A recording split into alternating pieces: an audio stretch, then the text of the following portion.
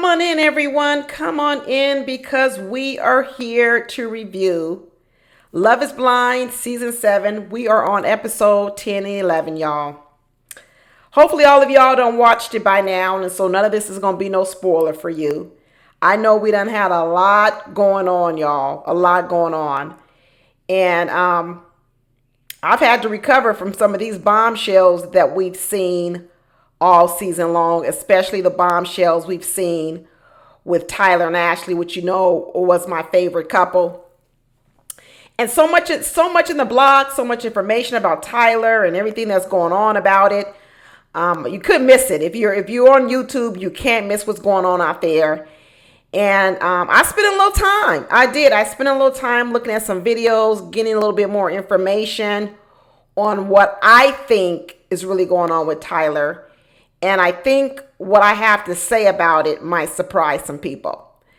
And I think I'm ready to talk about it. I'm ready to talk about it, especially after this episode, because this episode, I think, encapsulated what we are experiencing on this show. And that is that it is quite obvious that the ladies have a different interpretation of what a lie is than the men. It's quite obviously. The ladies think one thing of what a lie is. The men think another thing. I'm not here to judge and tell people what a lie is. But I am here, because it's my YouTube channel, to give you guys my idea of what's going on. I know this episode we had Garrett and Tyler. And Garrett told Tyler, I'm not lying. I'm not lying. Is it a lie or is it semantics? That's what Tyler, the physicist, said to Taylor. Garrett said to Taylor, is it a lie or is it semantics? Now, I know all the ladies are going to say it's a lie, Garrett. It was a lie. But there's an old thing with a lot of men, whether you want to accept it or not. A lot of men say, well, if it's inconsequential, it's not a lie. If they said something that even though it wasn't the truth, but it's inconsequential, then it's not a lie. Y'all ain't got no sons out there where you say, hey, little Johnny, where did you go today? And he said, I went over Marcus's house. And you said, well, is that the only place you went? Because you told me you were going over Marcus's house. He said, yeah, mommy, I went over Marcus's house. And you say, because you already know, you're looking at him on the phone, you know where he's been, whatever. You already know he was not at Marcus's house the whole time. You didn't go nowhere else. You didn't go over little Ricky's house. Yeah, I went there too. Well, you just said you didn't go nowhere else, but you went to little Ricky's house. Yeah, but I just went to little Ricky's house to pick up some whatever. Well, that means you went there. That's a lie. No, because in their eyes, what difference does it make? It's inconsequential.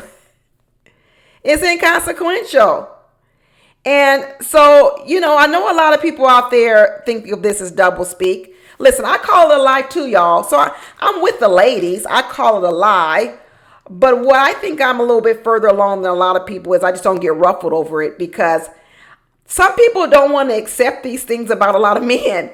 And I hate to tell women that you can hope and pray all the time that men will be like women, and they're just never going to be like women. So we have 3 different men this episode, or is it 4? We've got Garrett lying. We've got Tyler lying, or we're going to talk about that lie, because I'm going to tell you right now, some of that is inconsequential too. So hang on. We also got the thing going on with Tim. And then, of course, we also have Nick with Hannah. He also says he's not lying. And Hannah's like, but you lying. You're not really who you say you are. According to you, Hannah. According to you. So let's go ahead and get started right away, because I already know I done ruffled some feathers. But let's take it slow, y'all. I don't want to just jump right in to the stuff I know that's going to ruffle a lot of feathers. Let's first take a little softball couple. One that's not going to be so bad, right? We're going to start first with Taylor and Garrett, because I don't care what the lie he told her. I already knew she was going to keep him. I already knew it. Just like I know Ashley is going to still marry Tyler. And here's another bombshell for you guys. I know everybody's thinking that the reason Ashley's marrying Tyler is because she still doesn't know the whole truth right now. But I'm going to make another prediction. When this reunion comes on, I'm going to predict that Tyler and Ashley are still together. Yep, I said it. And I'm going to tell you why I think they're still together. Because I think why they're still together is because what I'm getting to is that Tyler is going to stick to his story and say he wasn't lying. And I know a lot of you are going to say, well, yes, he is. But hold on. We're going to get to that. But first, let's talk about Garrett and Taylor. So when we first started watching the episodes 9 and 10, or 10 and 11, which ones are we on? 10 and 11. We see Garrett and Taylor bringing the love letters to this little shop in order to do something wonderful for the wedding. I thought that was really nice. I thought when I saw all those letters, I thought, wow, how very special that the grandfather kept all those letters he had written to the grandmother.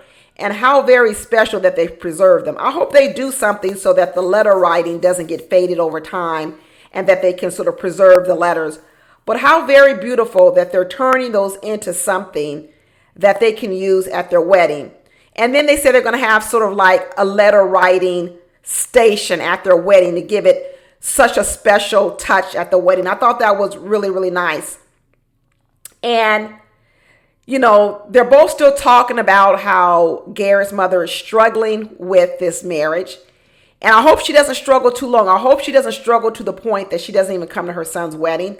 I don't think his mother would take it that far. I think she's really hurt over the fact that not only is he getting married, I think getting married is not the biggest problem she has. I think it's the part that he's getting married and he's going to move all the way to San Diego. I think she probably feels like, wow, this woman came and swept you off your feet like this, Garrett, and has got you doing these types of things. And now you're going to move all the way to San Diego. And then when you do have children, I won't really be able to see my grandchildren. I think that's what his mom is upset about. I think that's what he's upset about right now. And it looks like they were planning to go and see Taylor's parents in San Diego.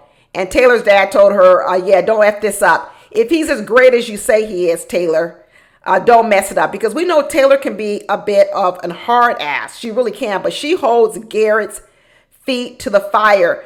But you know what? She's got a nice touch. She does enough to hold his feet to the fire. But she's also done a better job at knowing when to let him up for air. Sometimes I think she keeps him under the water a little bit too long. But hey, she says, I'm going to teach you a lesson about all this lies versus semantics. Because she's like, I don't want to have to be going through your phone. I don't know. I don't want to have to not trust you. But I will say this about Taylor. I thought that she overreacted a bit to the situation.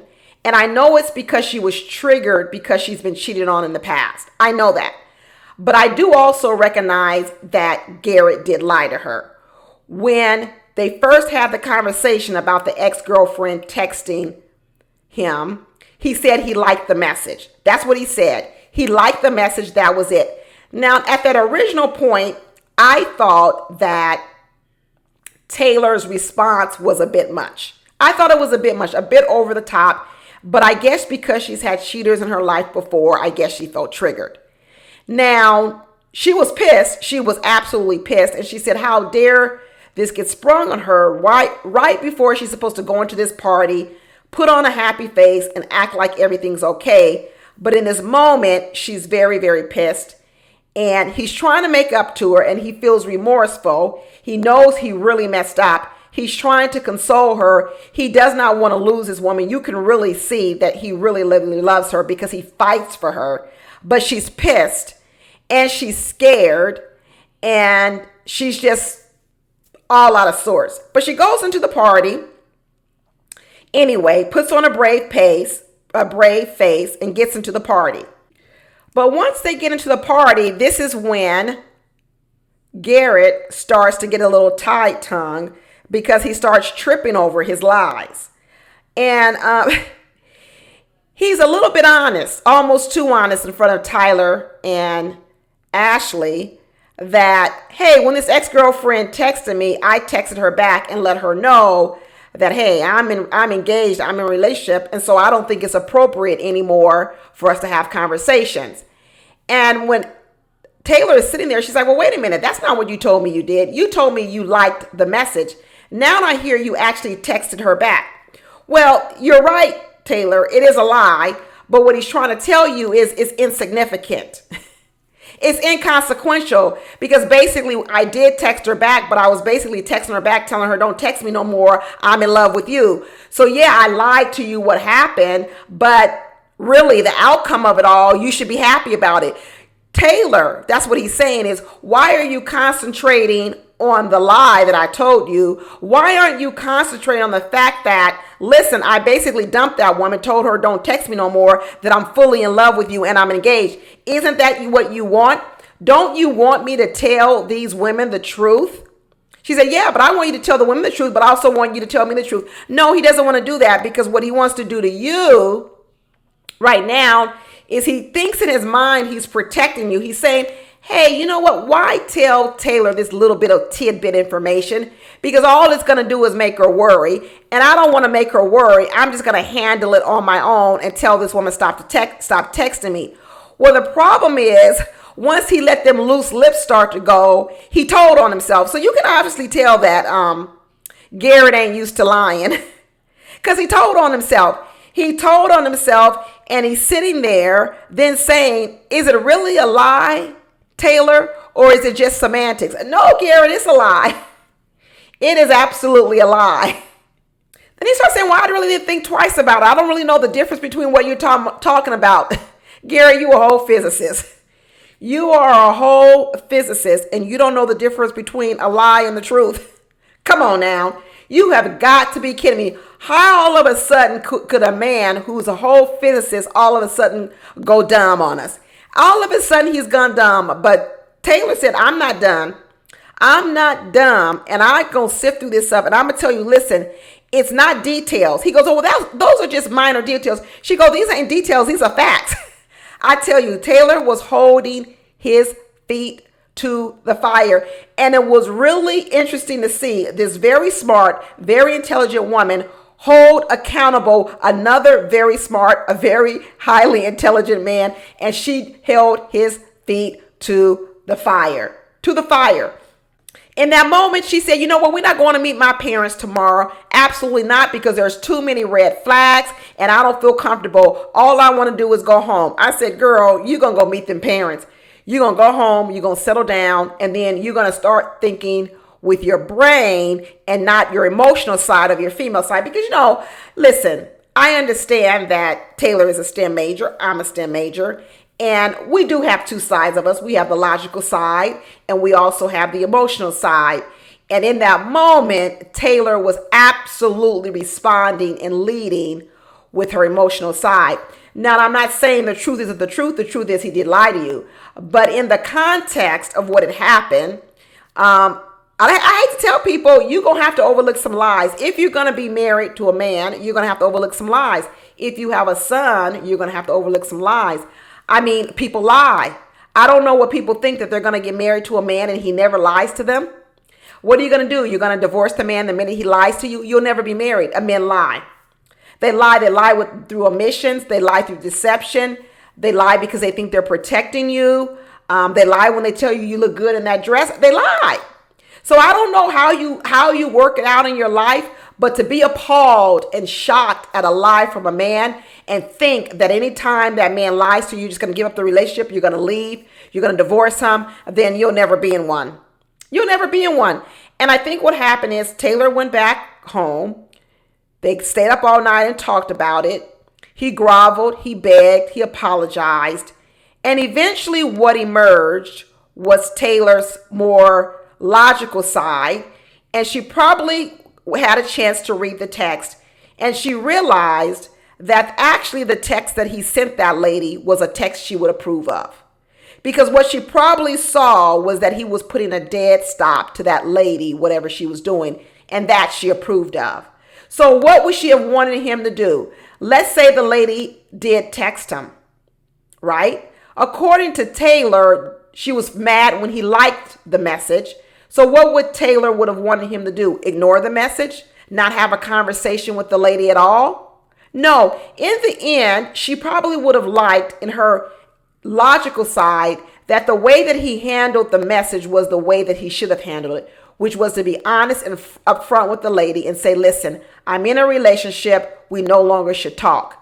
Because if Garrett had just told the truth from the beginning, I believe Taylor would have accepted that. But he didn't tell that truth in the beginning. He lied and said he just liked the message. Actually, the truth, the message, the response to the lady was actually the better thing to do. And when Taylor went home and she thought about it, she said, you know what? Now she feels a bit embarrassed because what she did was she led it so much with her emotional anger side, her hurt side, because she was hurt. And what she didn't do was she didn't do enough investigation and due diligence to say, let me see what you wrote her so I could see whether or not you were lying to cover up something that was not good, or what was the reason for it. And I think once she went home and she did that, she forgave him. She forgave him. And in the end, they made it to San Diego, and she said, you know what? He didn't do it intentionally, and he didn't do it to be malicious. No, Taylor, he didn't do it to be malicious. I will give you that, but he absolutely lied intentionally. Girl, you ain't got to sugarcoat it. He lied intentionally.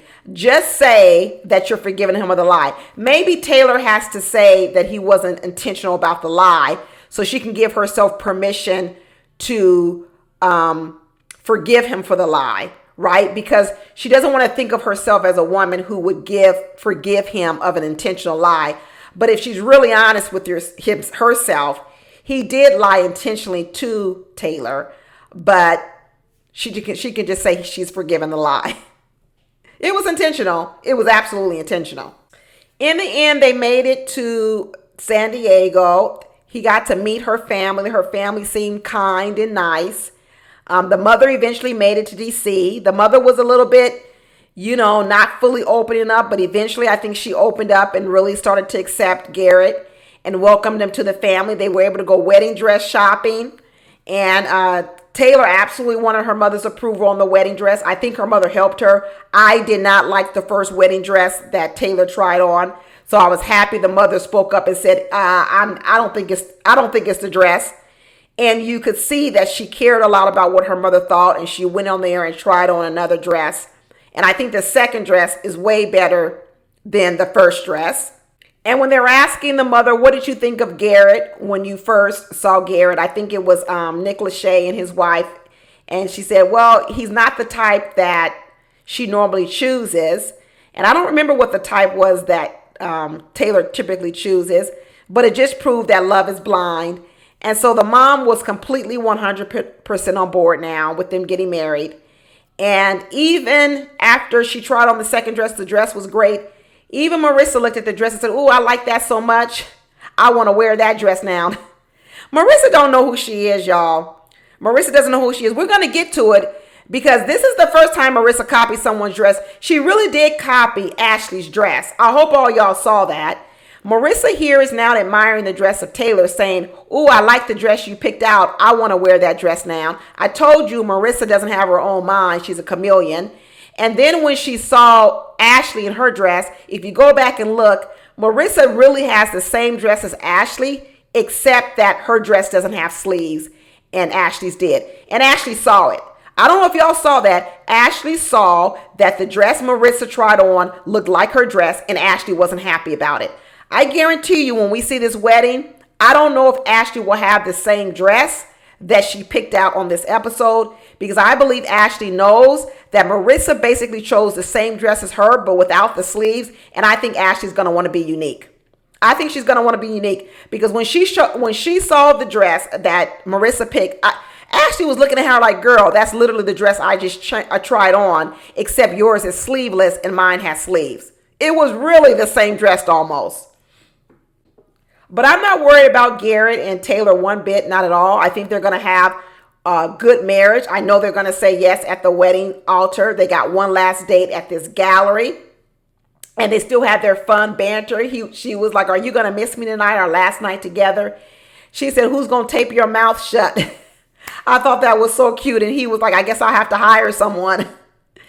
I thought it was cute, and I think she was trying to get a little bit of reassurance. She was like, What's your p-value that you're going to say no? What's your p-value you're not going to say yes? P-value being probability value, probability factor for all you non-STEM people that don't really work with that. They share that. They share that whole little science, mind together.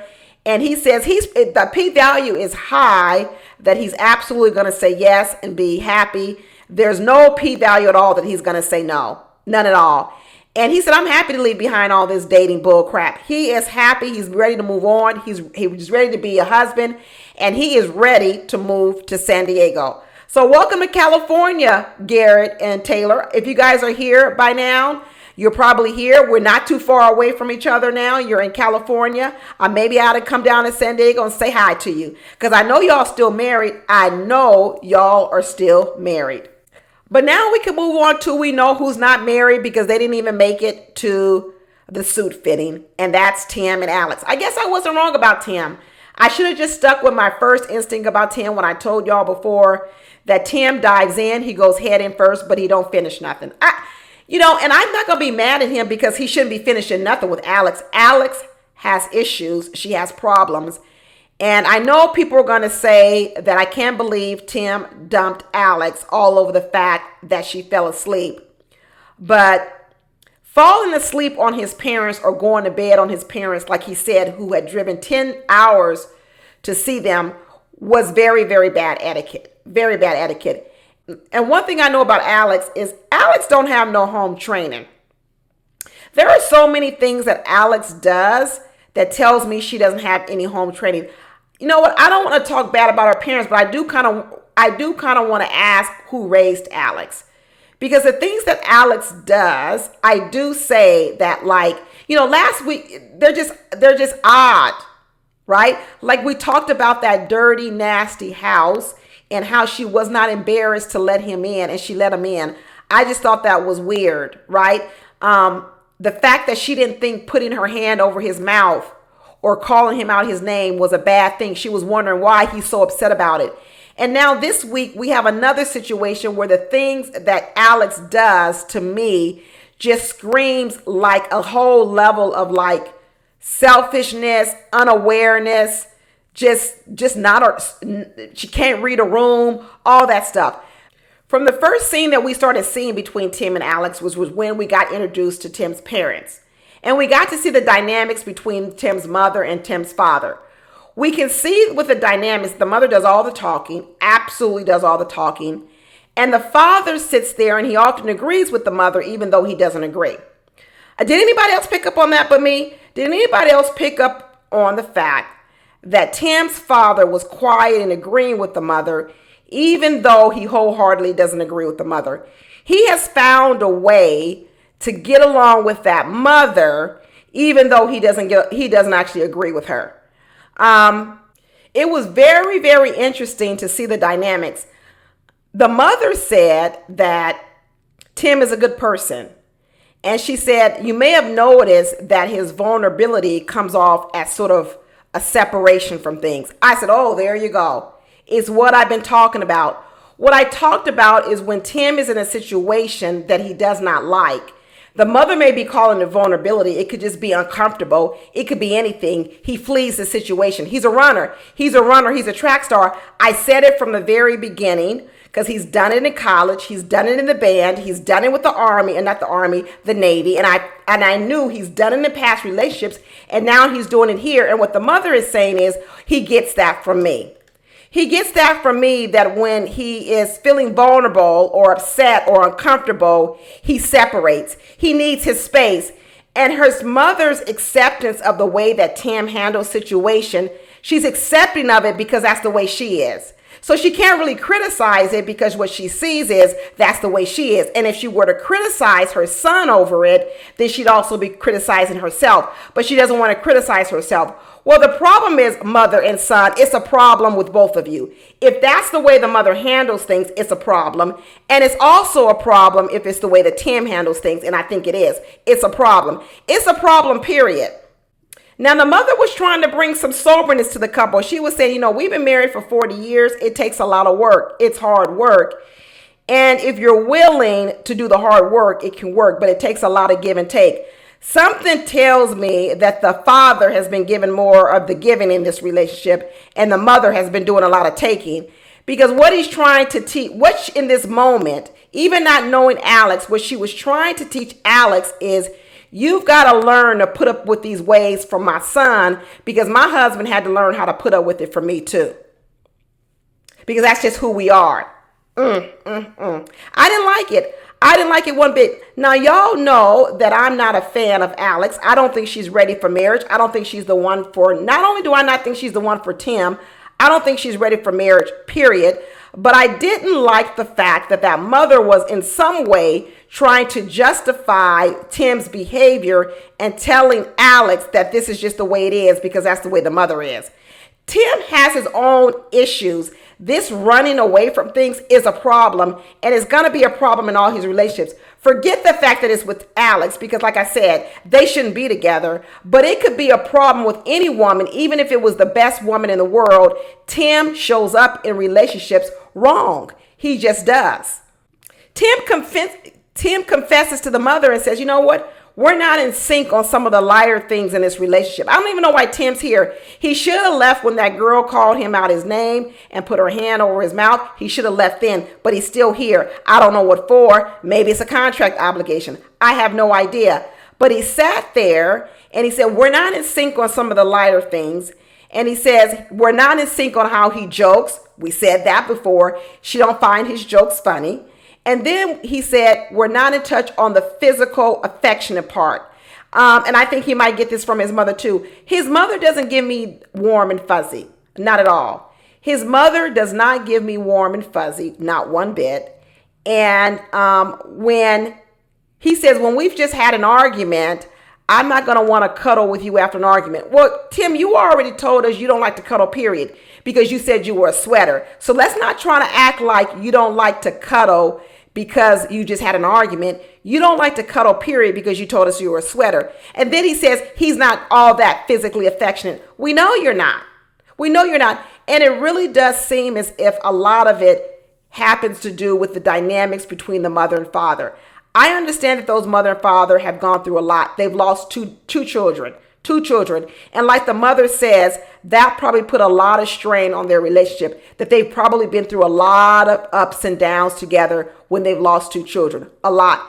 And a lot of that, I believe, with the mother being distant, maybe because she lost her children or whatever reason, Tim, I believe, has also felt that distance from his mother. Tim has mother wounds. He has a lot of mother wounds. We keep talking about this in every reality TV show. And what we're now seeing, that when I was seeing these wounds in Tim, this sort of fleeting, this sort of running, this sort of, I'm a runner, I'm a track star, where did it come from? It comes from the mother. You can absolutely see it. Every time the mom is talking about trying to tell Alex how you got to be open, she also tells her son, you got to be open to what hurts your partner. When Alex is saying something that hurts her, you've got to be open to it.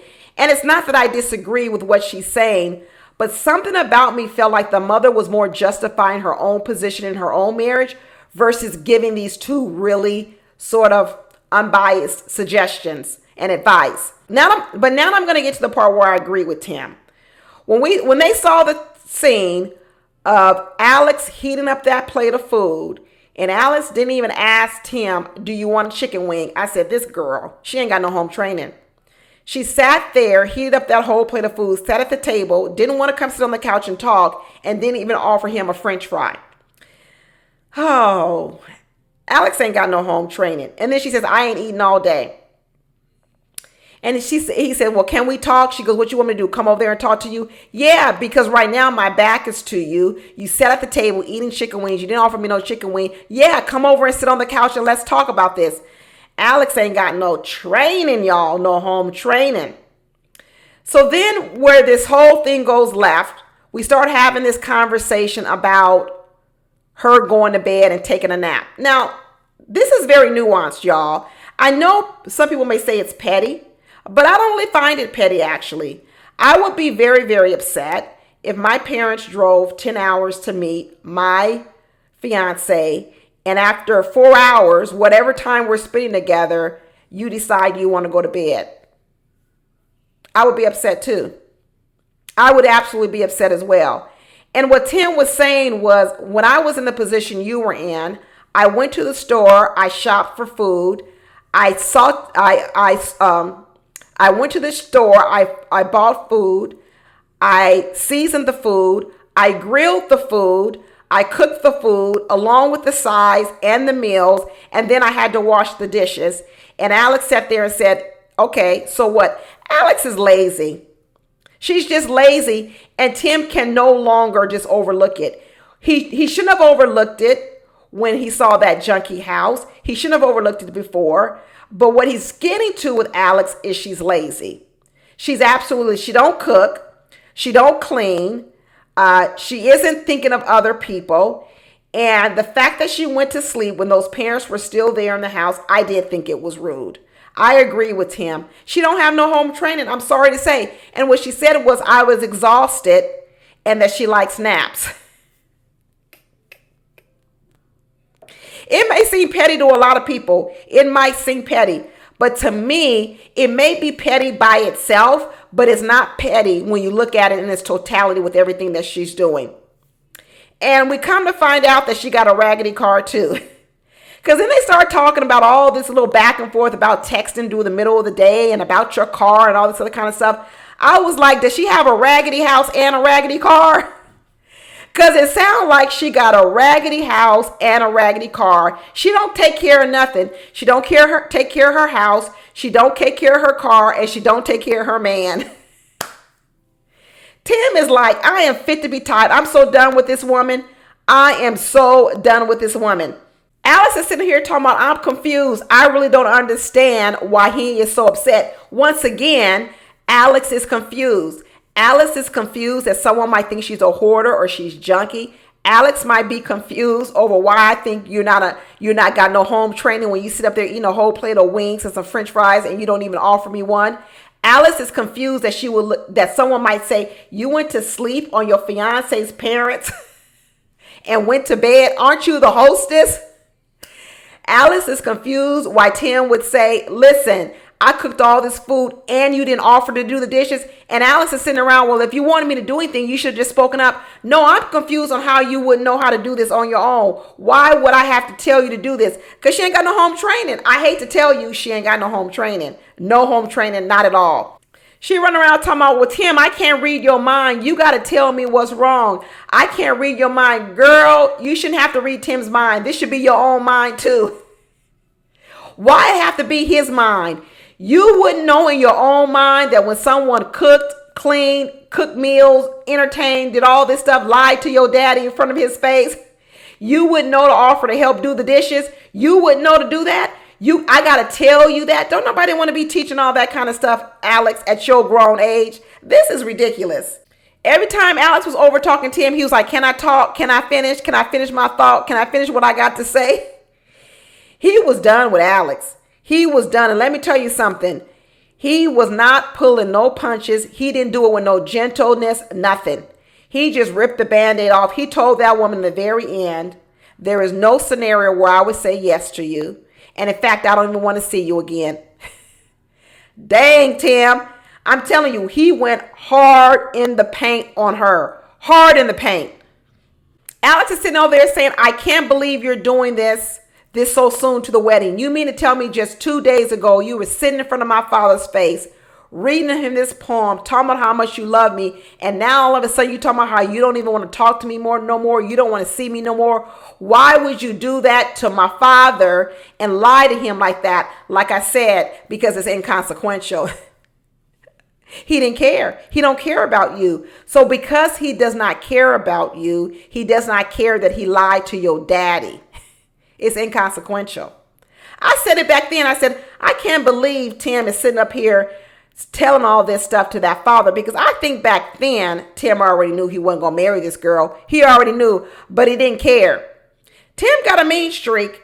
He has a mean streak. Tim has left a lot of women. He's walked out on a lot of people. Like I told you, he walks out a lot. He is a professional at walking away. And when he walked away from Alex, you could be like, and when he walked away from Alex, I was like, he done this plenty of times before. Plenty of times. This ain't his first rodeo, y'all. This is not his first rodeo. He needs some therapy, y'all. He really does, because I can see that a lot of this stuff he gets is coming from that mama. You can see it. That mama got mean streak to her, just like I see this little mean streak in Tim too. I can see it. Can anybody else see it beside me? He told Alex, he says, what I want in a wife and what I want in life, you are none of it. None of the above. None of the above. Oh my goodness, y'all. Oh my goodness. But while we on the subject talking about mean people, we got to talk about Hannah. Ooh, Hannah. Hannah is so mean, y'all. She is not a good person. She is not a good person at all. And I mean, this girl never passes up a moment to put Nick D down. She don't pass up a moment. It's getting to the point where it's so sad to watch. I really wish Nick D would just remove himself. I really wanted Nick D to be the one to let Hannah go. And I can't believe he never got to that place. I know right now he's watching this Love is Blind back and he's kicking himself. He's going to look back on this and be like, I can't believe I stood there and let this woman treat me like this. Hannah treats Nick D like the gum on the bottom of her shoe. It's horrible. Even when they were first having the photo shoot, she first tells the man, you're shorter than me and you look so small. And then when the lady prints out the pictures to him for them, she says, oh, I want to use this set of pictures for my bookmarks. He goes, oh, I wanted to have that too. She said, what for? You don't read. You don't read. And then he said, okay, well, I'll take this picture of us and I'll put it by the toilet. That's where you should put it, Nick D, by the toilet, because that's where this marriage is going to be, in the toilet. And that's where it should be, because Hannah is horrible, y'all. She's got to be one of the meanest women on Love is Blind history. And she don't see herself. She has zero awareness of who she is. She really believes that she's this wonderful person and she's really doing a great job for Nick D and that he's the one that looks bad. She looks horrible. She's got to be one of the worst peoples on the entire episode as Love and Blind season, and probably in one of the histories of the 7 seasons. She's horrible. She's mean. She's diabolical. It's crazy to watch her in action. When they went on this obstacle course and they were going through the obstacle course and she was running up telling him, hurry up, you're so slow, you're so weak. And Nick D was trying to have a positive attitude. He said afterwards, how did you think that went? Sometimes I led, sometimes you led. And she said, yeah, but who do you think did better? And he said, well, I guess it was you. She goes, absolutely, it was me. I tell you, she don't miss a beat. She don't miss a beat to one up Nick D or put him down. Either two. She either got to leap over him or she's going to have to put him down. One of the two. She said, when I saw you doing the obstacle, your ick was coming through. But when I was doing it, I was so graceful. Girl, you're not graceful. There is nothing about you that is graceful. This girl don't see herself. She must not have no mirrors in the whole house. Because I don't know how Hannah has this impression of who she is, because that's not who she really is, and that's not how other people look at her. She keeps talking about how she's this fun girl. I'm a fun girl. I'm a fun girl. No, you are a mean girl. You are not a fun girl. You are a mean girl. Every time they have a conversation, it's Hannah writing down and telling him what he needs to be. He talks about, like, I need to give you these hard questions because you need to become an active listener. You got to learn how to have deep conversations. You got to learn how to initiate sex. Girl, just say you don't like him and move on. I really don't understand why she's continually torturing this man. She knows this man is not right for her, never was right for her. Even in the past, people told her, don't get with this man. He's not right for you. But yet she got with him to torture him. And now what she's willing to do is hook or crook. She wants to belittle this man till he feels like nothing. It's horrible to watch. It absolutely is horrible to watch. She's like, I told you I wanted you to read. Have you read anything yet? He goes, no. She says, yes, priorities. When you going to start reading a book? Oh my gosh.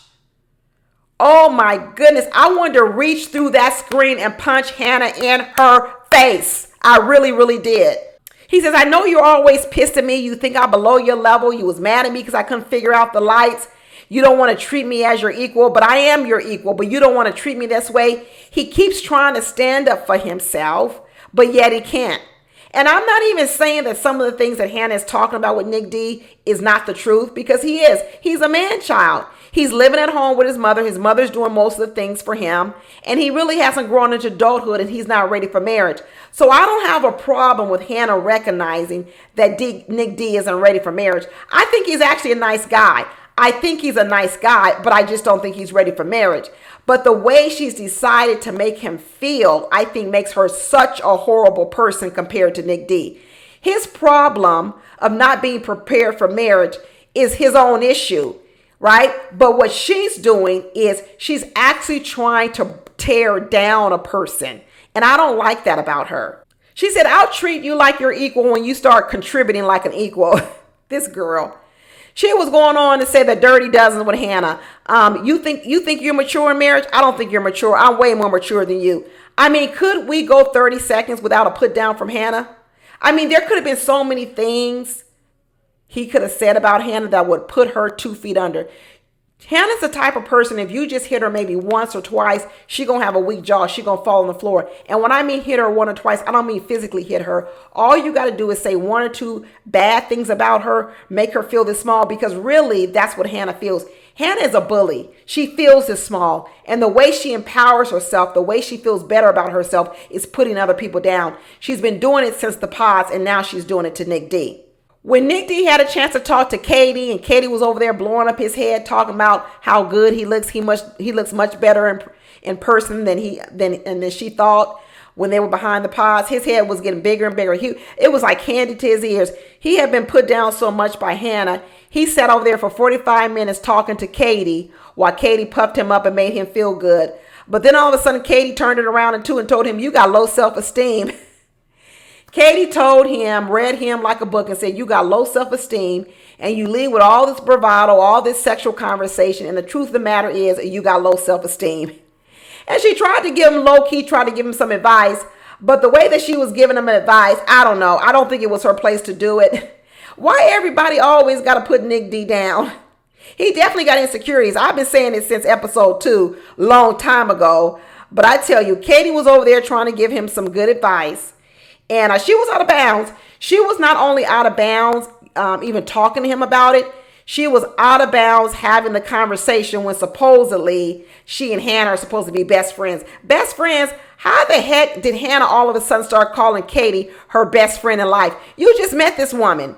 You didn't have no real best friends? Probably not, because don't nobody like Hannah. Hannah's mean. Hannah's mean. I can believe Hannah ain't got no friends. I can believe that Hannah has made Katie her best friend, because more than likely, Hannah ain't got no real friends, because I don't know who would want to hang around her. I wouldn't. I wouldn't want to hang around a person that treats other people the way Hannah does. She wouldn't be no friend of mine. Absolutely not. She over here talking there, all the ladies talking about how Nick D don't want to eat no pee. He's like an 18-year-old in the bedroom. All he does is care about his satisfaction. He don't know how to please no woman. It's like having sex with an 18-year-old. She said now he ain't got no financial savviness. He don't know how to fix nothing. He don't know how to cook. He don't know how to clean. He doesn't know how to do anything. And now he don't know how to have sex either. She like, I've been catfished. No wonder she's so mad, because everything Nick D talked about in the pods, he can't live up to none of it. None of it. So she's saying, was all this a lie? Was all this a lie? And Nick D says, none of it was a lie. I'm not lying to you. I really do love you. Hannah's like, ain't nothing turning out the way I thought it would be. Nothing. There you go. Lies through omission. Nick D left out a whole lot of other stuff he ain't good at. He lied through omission. But the fact that Katie was over there shooting her shot with him was like, ugh, how could this be your best friend? I wouldn't trust that Katie lady as far as I could throw her. But this is the woman that Candace talking about she loves and is her best friend forever. Girl, get a real best friend. But you're going to have to do a whole lot of changing to get a real best friend. That's for sure. And lo and behold, when they got back to the apartment at 1:30 in the morning, she had to tell that man, I taught you every effing thing you know. I'm the one that made you a man. I taught you everything you know. I turned you in from a boy to a man. This girl, the stuff that rolls out her tongue is hilarious. And she really believes it. She's not saying it to be funny, y'all. She really believes this stuff. And if her negativity wasn't enough, she called in reinforcements, because also all them girlfriends came in to do was to gang up on Nick D and put him down some more. Them women was ganging up on Nick D so bad, y'all, I could barely watch it. It was like a beat down. It was like a beat down. It was like a gang of women ganging up on this Nick D. And I said, Nick D, get up from the table. Go, run. I really didn't want him sitting there taking those punches from those ladies. It was sad to watch that Hannah set him up for that. She set him up and put him up in front of the firing range and said, okay, ladies, let loose on him. Let loose. Let him have it. And them sitting up there trying to say, well, she's not really trying to change you. Yes, she is. She's actually trying to change everything about Nick D. And the fact that she didn't see that, the fact that she really believed the stuff that I'm asking is so simple, Nick D. It may be simple to you, Hannah, but it's nothing that he is, which means you are trying to change him. But she kept saying, no, it's nothing that I'm trying to change about you. You are. You're absolutely trying to change things about him. You're trying to change everything about him. It's nothing wrong with asking for a few items of change. But what Hannah's asking for, she's asking for a whole nother man. The man Hannah's asking for is not even Nick D. It's not him at all. Hannah over here talking about she's not trying to be malicious, but she's just going to be a truth teller. Girl, you are a malicious truth teller. What are you talking about? I know somebody has had to tell Hannah about herself. Somewhere along the way, someone has had to tell Hannah about herself, and I think I know who the person was, her mama. I know her mama told her about herself at some time along the way. That's part of the reason why she is the way she is, because I believe that mother was very critical on Hannah. I think that mother not only locked up the snacks, but that mother had a few choice words for Hannah when she was young. Because all this venom that Hannah likes to spill and spit out, she learned it from someplace. She learned it from someplace. And the fact that she tells us these stories about how her mama used to lock up the snacks and call her a little fat and overweight, let me tell you, that's where she learned it from. I believe that's where she learned it. Are we talking about another mother wound? Are we talking about another mother wound? I mean, Hannah was nailing this man to the wall when she said, what are your responsibilities? He said, I got responsibilities. She goes, well, what are they? He said, what did this man say, y'all? It was some simple stuff like clean my room. It was some stuff like clean my room. And then he started saying something about a cat and taking care of a cat. And to come to find out that his daddy's the one that wakes up at 6:30 in the morning and feeds the cat and walks the dog. He said all he got to do is pick up around the house, pick up his stuff like he's a 15-year-old kid. She was nailing him, y'all. She was nailing him to the wall, but it was brutal. It was brutal and it was malicious. There was no need to choke out this man the way Hannah did. It was brutal, y'all. It was brutal and it was malicious. She said every concern I had from you from the very beginning when I made that list in Mexico about you don't have no social awareness. I got to stroke your ego all the time. You don't have no confidence and you're delusional. She goes, I still have the same concerns. I mean, just malicious, downright mean and nasty, y'all. Have y'all seen it before? Have you seen it before? He up here talking about, I don't know what this side of Hannah is like. We saw it, Nick D. We saw it from the very beginning, even when it was in the pause. We saw it long time ago. And let me tell you, it's not getting any better. It's just getting worse. It's getting worse and worse and worse. I guess the only thing that Hannah did that was nice was not even do this to him at the altar. I guess we consider that was her parting gift to him. Instead of waiting till the time to go to the altar and to do up and do all this just to say no to him, at least she finally let him loose before they had to go wedding shopping and get the bridal dress and the tux. She finally sat him down and said, you're not what I'm looking for. You're nothing of what I want. You don't match me intellectually. You don't match me financially. You don't match me any other kind of way. You don't match my fly. And then after she put him down for one last time, she said, give me a hug. And that man went over there and hugged her. Nick D need to learn something from Tim about how to walk out on a woman. He need to go get some lessons from Tim, because honestly, the speech that Tim gave to Alex, that was the speech that Nick D should have given to Hannah. He should have given Hannah the speech that when I think of a wife and the person I want to spend my life with, you ain't it. There's no way I want to be with you, and I don't need to see you again in my whole entire life. I don't ever need to see you again. That's the speech that Nick D should have had for Hannah, because Hannah is horrible. Absolutely horrible. And now I want to talk about a little bit about Marissa and Ramses, because they are falling apart at the seams. I knew this wasn't going to make it. I knew this wasn't going to make it, but something tells me that these two are going to make it all the way to the altar. And I think Ramses is going to say no. I think he's going to say no. I think he's starting to get enough information to the fact that he's going to say no. And I think the information that he's getting, like, I'm no Ramses fan, but one of the things that I told you I have a real problem with Marissa is that Marissa is a chameleon. She doesn't know who she is. She takes on the personalities of other people. She's done it in her past relationships with men. She does it with her mother a lot. And she's done it here in this relationship with Ramses. So I would be afraid of Marissa because we don't really know who Marissa really is. And I know this episode, she was blaming a lot of it on PMS. But I believe that Marissa has a lot of chameleon. I was being nice when I said a chameleon. But I think Marissa hides a lot of parts of who she is. But like I said, I'm not a fan of Ramses, and I did feel like Ramses was a bit insensitive to some of the things going on with Marissa. But in a lot of ways, I can also understand Ramses' confusion because Marissa doesn't always present her authentic self.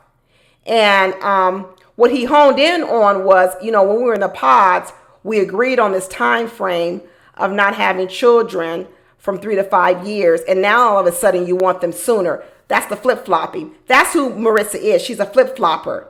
And so what he's picking up on is you say one thing, but then you do another. And Marissa tries to blow it off and say, well, people change over time. Girl, they don't change in 1 week. People do change over time, Marissa, but they don't change in 1 week. What Marissa does is she presents a person in which she thinks you will like, but later on, the real Marissa starts coming out, and then you start saying, who is this girl? This is why Marissa has had problems with those military men, because in the beginning, Marissa acts like the woman who's going to go along with what the man wants, but then later on, her true authentic self starts to come out, and Marissa actually is more of a leader. She's more of a leader, but she starts off in the beginning of the relationship like she's willing to be a follower, but she's not. She really does try to be a leader. She tries to run Ramses. But so when she sat in that pause and tried to act like 3 to 5 years was okay, but now she's saying she wants them sooner, that's because she was putting on the act in that pause. Like, that's another reason why I think I was really hard on Ramses for the things he said about Marissa and her military service. I still don't like it. But a part of me believes that Marissa tried to hide that from Ramses in the pod. I believe Marissa heard that type of rhetoric from Ramses and she acted like it was okay. Because I think Ramses was taken a bit by, why all of a sudden now does Marissa not know my feelings about this? Because even though I thought his feelings and his thoughts were atrocious, he also came off as if I've told you this before and Marissa overlooked it. But now all of a sudden now it's a problem. But now here we got Marissa here trying to say, well, right now it's all because I'm on PMS and I got a vitamin D deficiency. Well, girl, go get a vitamin. Go get a vitamin. No, I just think this is who Marissa is. I think she flip-flops a lot. I think she has different personalities, different mood swings. And now what she's doing is she's blaming it on PMS. But I think she has it even when she's not on her cycle. Because I already saw it. She ain't been on her cycle all this time, and I've already seen the different types of personality she brings to the table. Because what he's talking about, he's saying all of a sudden now you don't want to be touched. Now remember, Marissa couldn't get enough of Ramses. She was all over him. Sex, all over him. Now what he's saying, all of a sudden now you don't want to be touched. Where did this come from? Once again, is she blaming it all on her PMS? I don't think so. I think what we're starting to see is you're starting to see more of the Marissa. And what he's saying is, oh, I thought you were a person that was very, very affectionate because that's who I am. But all of a sudden now you don't want to be touched. She said, yeah, well, I don't always want to be touched because sometimes it feels like you're petting me and I don't want to be petted. Now, I'm not saying that people need to be touched all the time, but it's deeper with Marissa. It is much deeper than that with Marissa. She comes off acting like one person, but she's really hiding who she really is. And so when her real self reveals itself, a person is confused, like, who is this person? She says, well, do you feel rejected when I say no to you? She said, because I'm starting to feel like you're going to be like the man that cheats on the woman when the woman has cancer. Girl, let me tell you something. He divorced a whole woman because a woman was in the church. Like I told you, Marissa, you never found out enough about Ramses. Ramses is not there to be sticking around through no thick and thin. He gave up a whole woman who he said was because she was religious. Well, come to find out, you was religious in the beginning too. You was religious in the beginning too, but then all of a sudden you started denouncing God. And now all of a sudden it was the woman's part. Let me tell you another telling part was when Ramses revealed, when Marissa asked Ramses, is your Guyanese family going to come to the wedding? He said no. He said, I really don't talk to that side of the family anymore. And you know what he said? He said, because that side of the family still follows my ex-wife on Facebook. What? Your whole family chose your ex-wife over you? Marissa never found out enough about that divorce. I'm telling you, the story that Ramses tells is not the real story. When your family chooses your ex-wife over you, they follow your ex-wife on Facebook, but they don't even want to talk to you or come to your new wedding. Let me tell you, something going on there. Something is going on. But Marissa's not going to stop. She's not going to say, because she is racing to this altar. She wants to make sure this man gets to this altar. But I think Ramses is going to say no. I think he's going to figure out that, you know what, I don't really know who the real Marissa is. Sounds like he's talking to some friends. Marissa's trying to keep his head in the game. You know, she had a good time trying on the wedding dress. Like I said, she darn near picked out Ashley's whole wedding dress except for the sleeves. Now all of a sudden that mom is talking about she likes Ramses and she's so happy for her daughter. I don't know how you can go from calling your mother.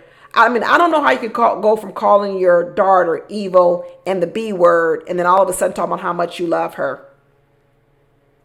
This heckle and jive personality that the mother has is the same personality that I believe Marissa's has. Marissa is more like her mother than she probably realizes she is. Because this mother sat in this episode and started talking about how much she liked her daughter when she was a little girl. And when Marissa said, when she grew up, what do you want to be? And Marissa said, I want to be a wife. And that mother says, no, you don't. You want to be a lawyer, a doctor. Guess what? Marissa, here is Marissa now in law school. It's funny how Marissa has this weird relationship with her mother. She said she needs therapy, but yet she's still doing things to try to please her mother. Does Marissa really even want to be a lawyer, or is she only doing this because her mother wanted her to do it? Who is the real Marissa? I've been saying it all season long. Who is the real Marissa? Because the more you learn about Marissa, you realize she likes to copy other people and adopt other people's thoughts. She doesn't have her own. I mean, I'm telling you, she stole that whole wedding dress from Ashley. She adopts the emotions and feelings of other people. And I think that she has more of a Jekyll and Hyde personality, more like her mother than she realizes. I think she wants to shake it. I don't think she wants to own that. And I think that's good that she wants to not own that, because it's not a good personality to have. But this chameleon flip-flopping that Marissa does in her personality, it's alarming. It's alarming for me. I don't think they're going to make it. I said last time that if they said yes at the altar, their marriage was going to fall apart. And I'll still say that. I think he'll say no at the altar. But if he doesn't say no at the altar, they will break up very soon. Very soon afterwards. This marriage has 0% chance of making it. Absolutely zero. Now that brings us to the next couple. And when I say, will they make it? Not only am I predicting that Ashley is going to say yes to Tyler, I'm going to go a step further, like I said at the beginning of my video, and I'm going to predict that Ashley and Tyler will still be married when we see the reunion. Now, I know a lot of y'all don't believe me. I was correct in the first part. When we first heard the news of what happened to Tyler, when he told us that he has 3 whole children, I predicted at that moment that Ashley was not going to leave him, that Tyler is everything Ashley has ever wanted, all the other stuff, and she wasn't going to give all that up. And lo and behold, here we are again, and she's giving him another chance. She said their superpower was communicating, so she couldn't see how the communication had gone so wrong, because she felt that that was their strength. As much talking as they did, she felt that that was their strength. I'm going to tell you this also. I believe that behind the scenes, Tyler has told Ashley more than we've seen him tell her. And one of the reasons why I think that is because if I go back to the early parts of this season, I remember what I was saying. Why is Ashley holding back so much? She was holding back a lot. This was when we didn't know anything about Tyler, and I was really believing everything he was saying. And I felt like Ashley was holding back, and we kept saying, why? And I think the reason why she was holding back is because I think Tyler had told Ashley a lot more than we saw. And I think that he told her a lot about his past, not the details, because like I said, he's in the same boat as a lot of these other men. The details don't matter. Just like Garrett said, the details don't matter. It was lies by omission. But I think he told her the stories of how he ran the streets. And I think that's why she was a little bit cautious with him. And then when he said that time about, there are going to be people who come out of the woodworks, she was very quick to dismiss it because I think he had told her that there are some scorned women in his past and that they're going to come out of the woodworks. And what Ashley was saying at that moment was, I'm a ride or die, and there's nothing any woman's going to do to break us up. I'm going to ride and die with you. And here she is riding with him. He begged for her to come back. He loves her. I do believe he loves her. I know everyone's going to get triggered by this part I'm about to say about them, but I do believe he loves her. Now, when she said to him, when he started explaining his children, and what he said to her was he had a close gay friend, and her wife wanted a sperm donor but couldn't afford it. I believe that. I absolutely believe that. So let me break down these lies, because I know a lot of you kept saying he's a liar. But what I'm going to go back to is what Garrett said. Is it a lie or is it semantics?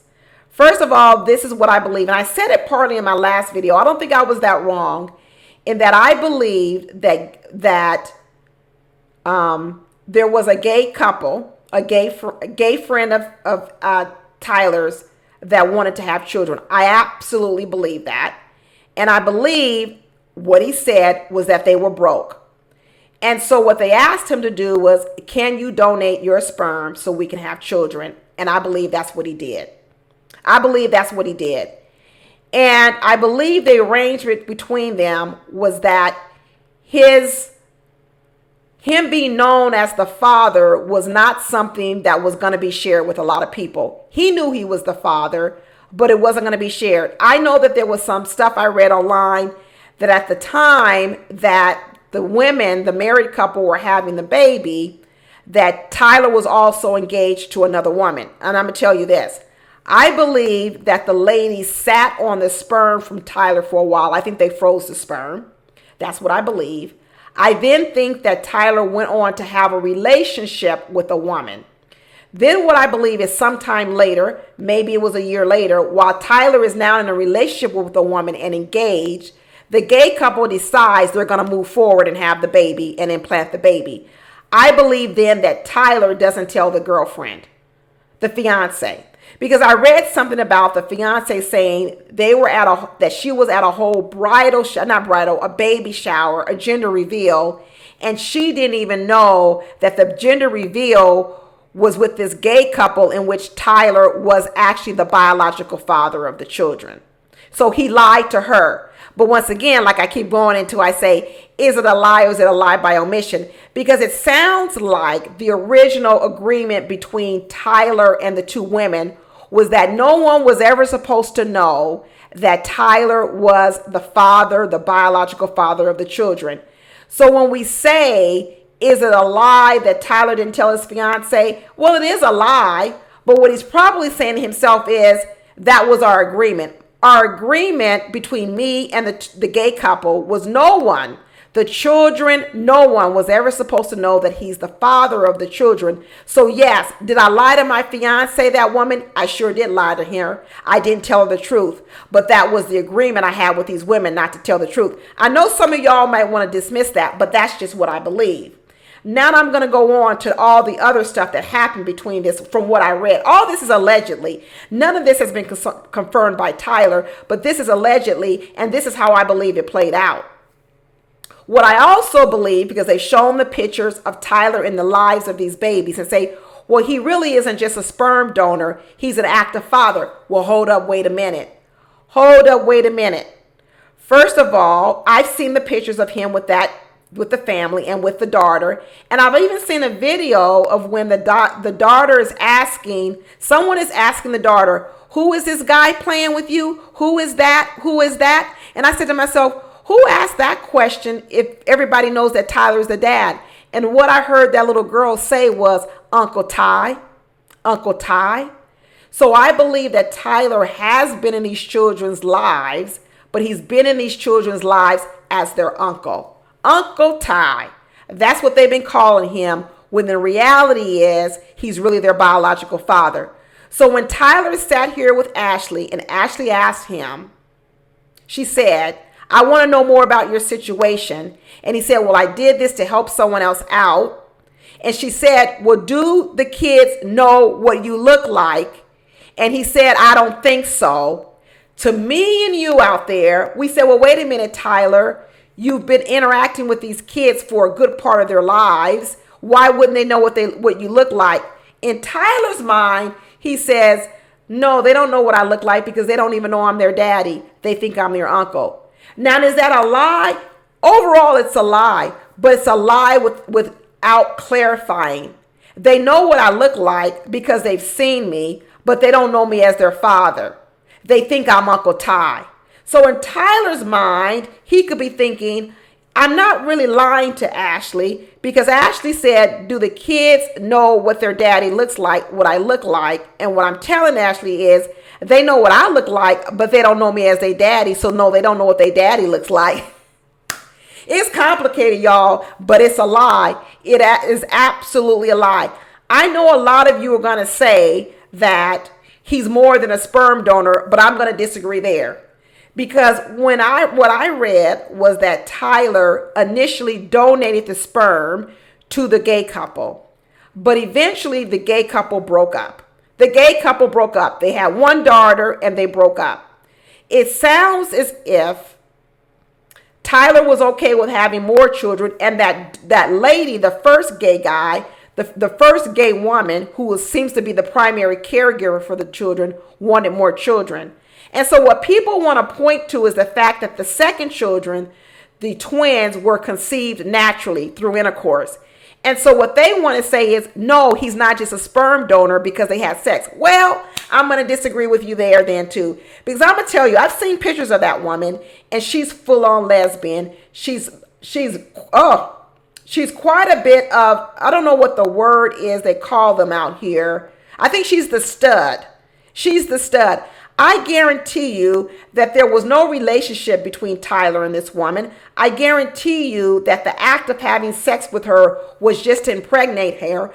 I bet it was done because, once again, she couldn't get pregnant through a turkey baster, or she couldn't get pregnant by the way she did before. Because what I'm thinking of is the last time they probably did like some artificial insemination and she was married to another woman, but more than likely when they paid for that artificial insemination, that woman had the help of her mate, her wife, to help pay for that. But now here she is divorced and she's saying, well, I don't want my child to be an only child. I want more children. And so instead what they did was say, let's go the even cheaper route. Not only could they not afford a sperm donor, she couldn't afford, again, artificial insemination. So what they said was, let's just do it naturally. And that's what they did. That's what they did. So is that the same as a relationship? I don't think it is. I don't think it is. I don't even think it is in my mind. I really don't think it is in a man's mind who says it's inconsequential. I mean, because what Tyler's going to say to y'all is, that was not a relationship. Just because I slept with the woman so that she could have a baby does not mean I was in a relationship with her. He didn't have no feelings for her. None whatsoever. What I believe goes back to what I said from the very beginning. Why did Tyler do all of this in the first doggone place? Why would he put himself out there? Why would he give his sperm away like this to these women?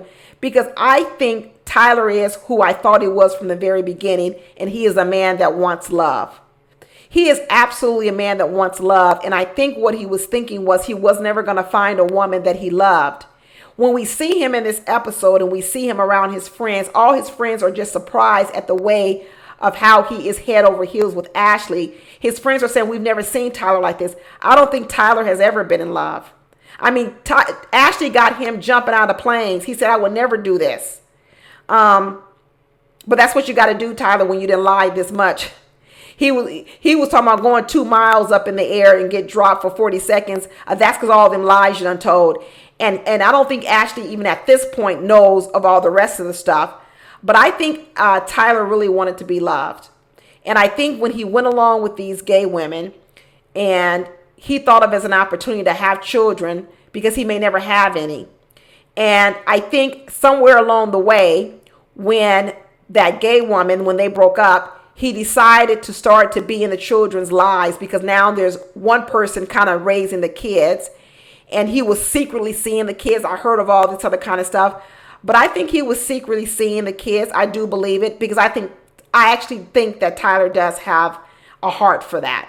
I know a lot of people don't want to see any good in him at all, but I do see that part of him. I think he has just weaved such a horrible web of lies that he had to keep telling lies and more lies and more lies. But the way that he got here from the very beginning, I think it's because he wanted someone to love. And I think what he wanted to do, he did want to be in the children's lives. Now, people will say he's been lying on national TV, not talking about these kids, that he's got 2 kids.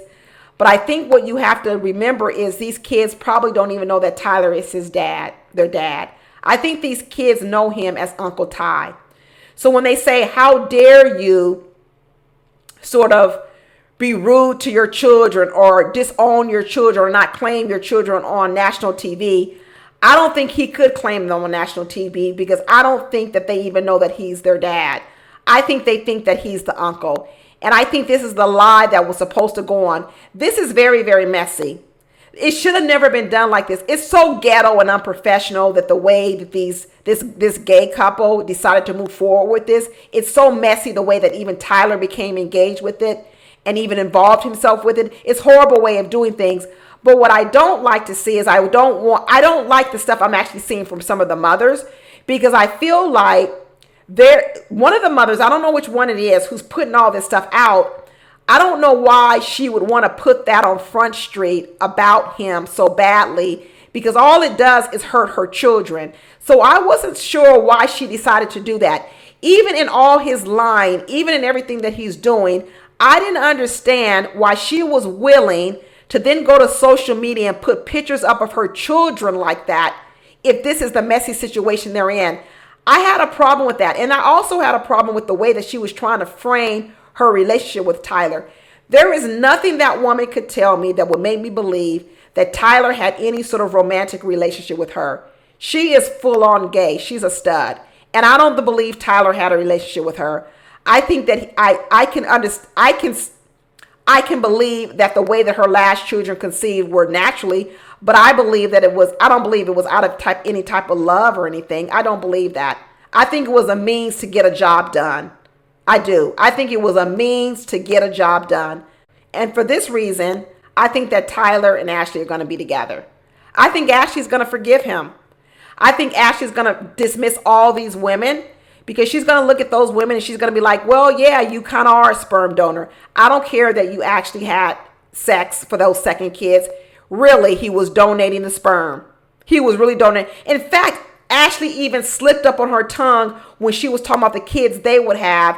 And she would say, well, it's not the same with you, Tyler. You're just sort of a sperm donor. And he looked at her and he said, wait a minute, not you too, Ashley. You're not going to reduce me to a sperm donor too, because when he called him a sperm donor, people were saying you're not really a sperm donor because you're active in the children's lives and you're not a sperm donor because you had sex with the woman. I'm going to disregard all of it. I'm going to disregard and say he is a sperm donor because the kids don't know he's the father, and that was the plan, that they wouldn't know. And I'm also going to say he's a sperm donor because I think the only reason that those twins were conceived naturally was because they were trying to save some money and the women were broke. That's right. It was some ghetto stuff, but that's the way they did it. But is he a liar? Yeah, he lied. He lied about a whole lot of stuff. Garrett lied. Taylor lied. Who else lied? Nick D lied about who he was. Tim lied. They all lied, y'all. I hate to tell you, they all lied. And we may want to hold Tyler's feet to the fire a little bit more, saying he lied more than all of them. That's fine. That's fine. But I think Ashley is going to get over it. I think she's going to get past it. Now, if this woman had been a heterosexual woman, there would be a different reason.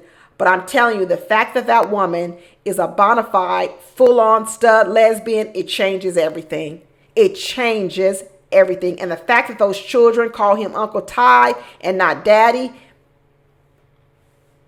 that changes everything too. It really, really does. So I think they're going to be together. I know a lot of y'all don't want to hear it, but I think they're going to be together. But that's all I got, y'all. Tell me what you think down below, and I will talk to y'all later. Bye.